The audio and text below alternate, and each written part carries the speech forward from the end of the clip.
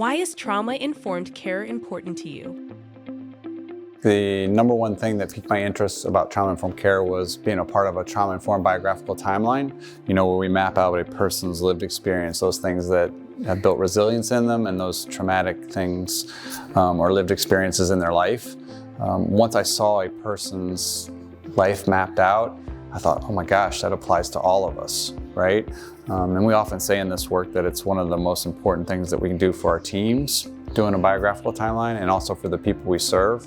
And so then when you think about seeing that and just that visual representation of, man, this is what they've been through, right? Or better yet, this is what's happened to them or what they've survived.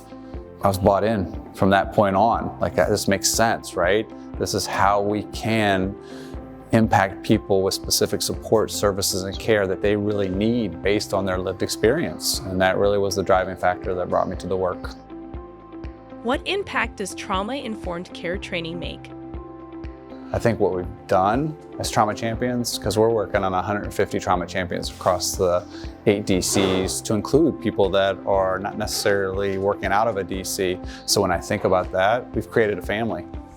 It's that simple.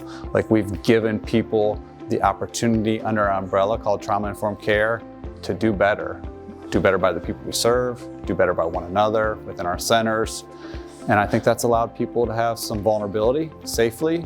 It's given them some courage, given them a voice, a face, where sometimes they may have felt like they didn't have that. What is the takeaway from today's fundamental training? I think based on the group that came together to provide the training was that they're just like you.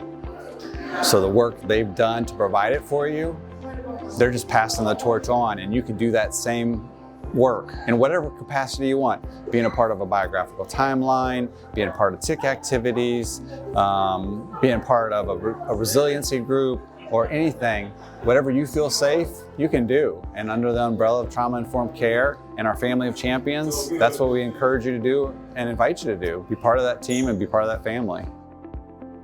How can people get involved with trauma-informed care?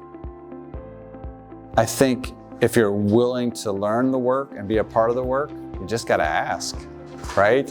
Like I mentioned, there's 150 trauma champions. We're onboarding client advocates at each DC to help kind of lead the work going forward, right? So that they're the point of contact, so they can talk to their client advocate.